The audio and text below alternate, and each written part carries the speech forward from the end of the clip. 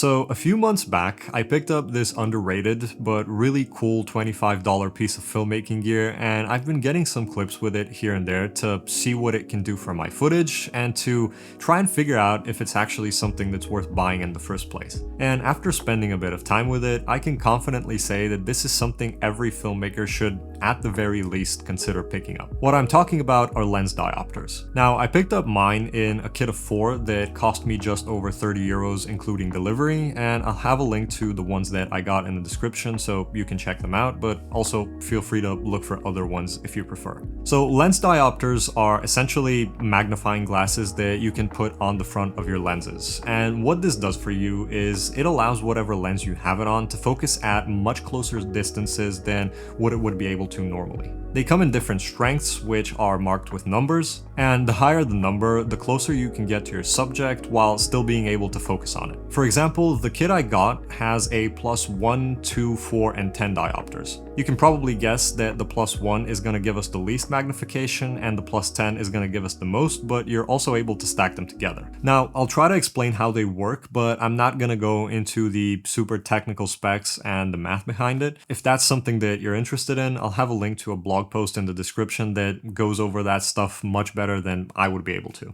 So each of the diopters shifts what the minimum focus distance of your lens is, but because of that, it also shifts where your infinity focus is. And that just kind of means that now you can focus on stuff that's really super close, but you can't focus on things that are too far away anymore. Like I said, there's some math that you need to use to figure out how your focus range changes, so you can check the blog post in the description for that. It's not like too difficult or anything, but I just want to try to focus more on the real world experience of using diopters in this video. So from using these for a bit, I've kind of figured out some situations when they work pretty well and somewhere you probably don't want to use them. First up, if you're using a lower strength diopter like a +1 or a +2, your focus range is going to be shorter than without them, but it's still going to be manageable.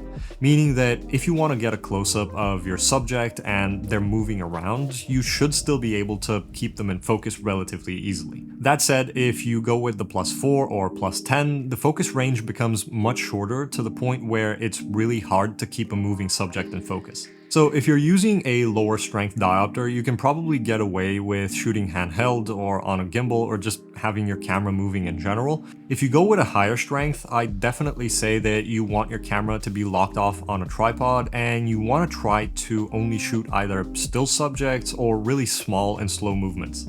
Also, you can try using a higher aperture like an f5.6, f8, or even higher, because that way you're giving yourself a bit more wiggle room with how wide your plane of focus is. And since you're going to be really up close to your subject anyways, the background blur is going to be more than enough, even with a higher aperture, so that you can get some nice subject separation. In general, diopters aren't really meant for shooting like super dynamic shots with big, fast, sweeping movements. They're more meant for the smaller detail shots. Something else that you want to keep in mind is what lens you're using them with. For the most part, they work better with longer focal lengths than they will with wide angles. The reason is that wide-angle lenses are going to show a lot more of the distortion and chromatic aberrations around the edge of the image. On the other hand, a lot of longer focal length lenses have pretty bad minimum focusing distances, so a diopter can help with that, and because the field of view that they give you is smaller, the imperfections aren't going to be as noticeable. Just keep in mind that nothing of what I'm saying are strict rules or anything, so feel absolutely free to try using diopters on any of the lenses that you own just to see what kind of images you're able to get.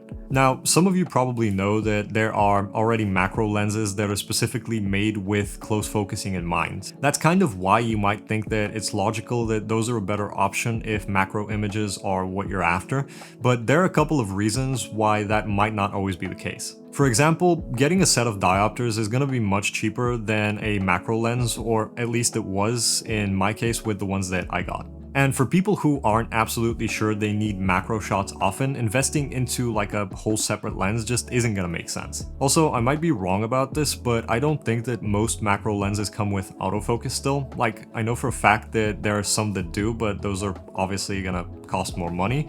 And even though with the diopters autofocus can occasionally struggle, a lot of the time it still gives me usable results, which is something that I was actually kind of surprised by. Also, if you buy a diopter set instead of a macro lens, you can use them across all of the lenses that you already own by getting step-up rings and adapting them. In a way, it's kind of like you get a few different macro lenses for a fraction of the cost, plus, like I said, you're able to stack some of the diopters together, and that gives you even more ways to use them.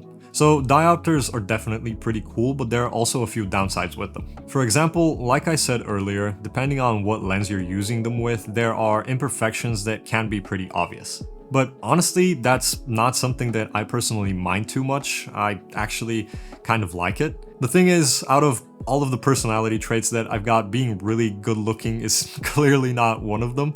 And because of that, the super sharp images coming out of most modern day cameras nowadays aren't really great for the good old self-confidence. Jokes aside though, I actually appreciate some visual imperfections here and there that can add some character to my footage. That's kind of why I like using a mist filter for most of the stuff that I shoot. Back when I first got a camera that could shoot 4K, I was really into the whole like super clinically sharp look, but I've kind of grown out of it at this point. Another issue is that, like I mentioned a bit earlier, diopters can mess with your autofocus, especially if you're using the higher strength ones. I've been using them on my Sony a6400 with the Tamron 17-70 or the Sigma 30mm, and whenever I use the +1 or +2, autofocus manages to keep up pretty well, but when I put on the +4 or 10, things get a little bit less consistent, and at that point I'm usually better off just switching to manual focus to get things looking right. Also, the thing where your infinity focus moves closer can be a problem in those cases where you need to quickly focus on something that's really far away, because unfortunately in those moments you just have to sit there and unscrew the diopter first and then get your shot. But honestly, with some good planning, I don't really think that any of those potential downsides are too serious, and that's especially true when you consider the price that you might pay for them in the first place. Plus, in most cases, anything that you shoot with these will only show up in your final video for like a couple of seconds, so the chances of the viewers noticing any of those imperfections and actually having enough time to think anything about them are pretty low. So yeah, I definitely think that diopters are something every filmmaker should pick up. There are different options for them at a lot of different price points, but even getting a few inexpensive ones can give you some pretty interesting and unique results that might be able to add something cool to your videos. If this is your first ever time using them, I would recommend going with something like the ones that I've got, mostly because that way if you don't like what they're doing for you, you haven't really invested a ton of money into them, and then down the line, if you decide that you want better ones, you can just get some that are a little bit more expensive. Either way, whether you think these are something that you're going to be using a lot or you just want to have some fun, I would absolutely say that you should give them a shot. Hopefully you enjoyed this video and you were able to learn something new. Feel free to drop a comment and I'll try to get back to you. But as always, thank you for watching and I'll see you in the next one.